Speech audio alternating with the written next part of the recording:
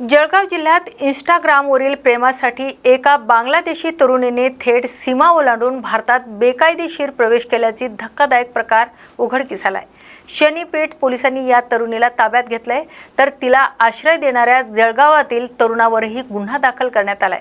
मिळालेल्या माहितीनुसार जळगावातील जोशीपेठ परिसरातील भोई गल्लीत एक परदेशी महिला विनापरवाना राहत असल्याची गुप्त माहिती पोलिसांना मिळाली होती।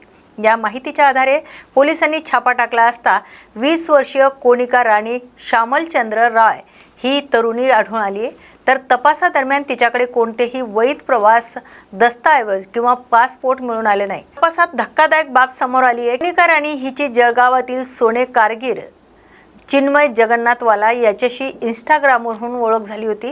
या ओळखीचं रूपांतर प्रेमात झालं आणि लग्नाच्या उद्देशाने तिने बांगलादेशातून बेकायदेशीरपणे भारतात प्रवेश केला। या प्रकरणी पोलिसांनी तरुणी आणि तिला आश्रय देणारा तरुण चिन्मयवाला या दोघांविरोधात परदेशी नागरिक कायद्यानुसार गुन्हा दाखल करण्यात आलाय। या घटनेमुळे परिसरात एकच खळबळ उडाली आहे, तर पोलीस अधिक तपास करत आहेत। एक बांगलादेश इल्लीगल बांगलादेश आणि परकीय नागरिक यांच्या विरोधामध्ये जळगाव पोलिसांनी एक मोहीम घेतलेली आहे।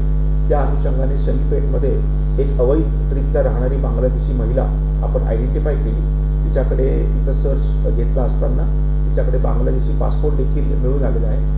या मुलीची आणि तिचा नवरा हे दोघांनाही आपण याच्यामध्ये आरोपी केलेला आहे। यांचं लग्न वेस्ट बेंगॉलमध्ये झालं होतं आणि ती जंगलाच्या रूटने बांगलादेशमधून भारतामध्ये आलेली होती, असं प्राइम ऑफिसी आपल्याला तपासात समजतं आहे। आज तिला कोर्टात आम्ही हजर करणार आहोत। काय कारण आहे तिचं इकडे येण्यापाठीमागचं? याच्या मागचं कारण तिने असं सांगितलेलं आहे की हा जो तिचा नवरा आहे त्याचं नाव आहे चिन्मय बाला, वय वर्ष 25। याचे 2024 मध्ये तिच्याबरोबर फेसबुक मधून माध्यमातून ओळख झाली होती आणि त्यांचं अफेअर झालं होतं। आणि मग त्यांनी वेस्ट बेंगॉलला ती बांगलादेशमध्ये जंगलातच पळून आली। तिला 2 लोकांनी बांगलादेशच्या सहकार्य केलं असते म्हणते। आणि वेस्ट बेंगॉलला लग्न झाल्यानंतर हा जो नवरा आहे हा इथेच कामाला होता आणि याने तिला इथे आणून डॉक्टर बाबासाहेब आंबेडकर यांच्या 135व्या जयंतीनिमित्त दादरच्या शिवाजी पार्क मैदानावर आयोजित करण्यात आलेल्या भव्य ड्रोन शोने मुंबईकरांना अक्षरशः भारावून टाकले। सामाजिक न्याय आणि विशेष सहाय्य विभागाच्या वतीने आयोजित या कार्यक्रमात तब्बल 2000 ड्रोनच्या माध्यमातून बाबासाहेबांच्या जीवन प्रवासाचं आकाशात सजीव चित्र उभारण्यात आले। सायंकाळी 7:50 सुरू झालेल्या सुमारे 14 मिनिटाच्या या नेत्रदिबक सोहळ्यात बाबासाहेबांचे शालेय जीवन, महाडचा चवदार तळ्याचा सत्याग्रह, अस्पृश्यतेविरोधातील संघर्ष, भारतीय राज्यघटनेची निर्मिती आणि देशाचे पहिले कायदेमंत्री म्हणून केलेला कार्य विविध प्रकाश चित्रांमधून सादर करण्यात आला। या दृश्यांना उपस्थितांनी टाळ्यांच्या कडकडाटात प्रतिसाद दिलाय, तर यावेळी सामाजिक न्याय मंत्री संजय शिरसाट, सांस्कृतिक कार्यमंत्री आशिष शेलार, केंद्रीय मंत्री रामदास आठवले यांच्यासह विविध मान्यवर उपस्थित होते।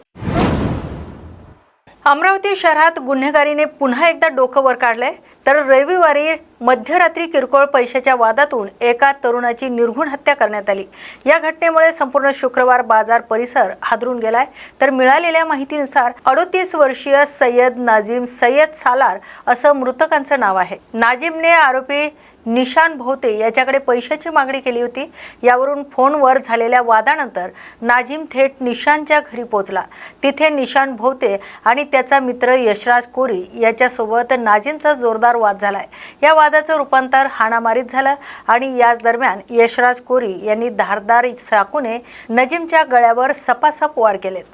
या हल्ल्यात नाजिमचा जागीच मृत्यू झालाय, तर धक्कादायक म्हणजे घटनेनंतर आरोपी निशान भोवते याने स्वतः पोलीस ठाण्यात जाऊन माहिती दिली। या प्रकरणी फ्रेझरपुरा पोलिसांनी दोन्ही आरोपींना ताब्यात घेतले असून त्यांच्यावर खुनाचा गुन्हा दाखल केलाय। मृतकावर यापूर्वी खुनाचा गुन्हा दाखल असल्याची माहिती पोलिसांनी दिली आहे। खबरदारीचा उपाय म्हणून परिसरात सध्या पोलीस बंदोबस्त तैनात करण्यात आलाय। आजच्या तारखेत 1:30 वाजताच्या दरम्यान 1:30 ते 2 वाजता जेव्हा माहिती मिळाली की शुक्रवार बाजार येथे